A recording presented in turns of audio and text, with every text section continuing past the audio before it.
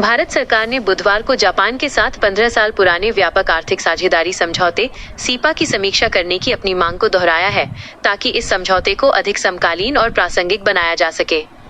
वाणिज्य और उद्योग मंत्री पीयूष गोयल ने जापान के व्यापार और उद्योग मंत्री अकाजावा रयोसेई से मुलाकात के बाद ये बात कही।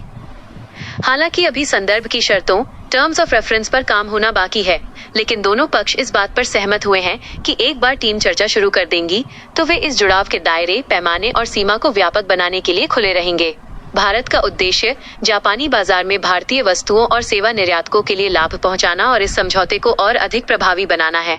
पिछले 10 महीनों में दोनों देशों के बीच $10 अरब का निवेश हुआ है, जिसमें वित्तीय सेवाएं उभरते हुए निवेश क्षेत्रों के रूप में सामने आई हैं। इसके बावजूद भारतीय फार्मा उद्योग ने जटिल प्रमाणन और पंजीकरण आवश्यकताओं को लेकर चिंता जताई है, जो व्यापार में एक बड़ी बाधा है। फिक्की FICCI के अध्यक्ष अनंत गोयनका ने कहा है कि जापानी कंपनियों के लिए भारत में अपने उत्पादों का पंजीकरण कराना व्यावहारिक रूप से असंभव है।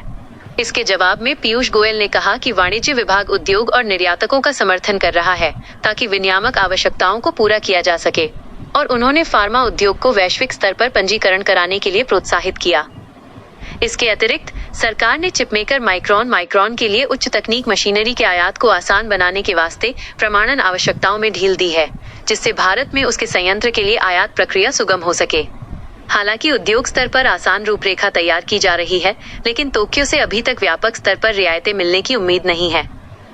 भारत और जापान के बीच द्विपक्षीय व्यापार $27.5 अरब आंका गया है, जिसमें भारत का निर्यात $15.5 अरब है, जिसके परिणाम स्वरूप वर्ष 2022-23 में भारत का व्यापार घाटा $11 अरब से बढ़कर $15.5 अरब हो गया है। गोयल ने ये भी उल्लेख किया कि दोनों देशों ने प्रत्यक्ष विदेशी निवेश FDI के लिए $67 अरब के लक्ष्य पर सहमति जताई है।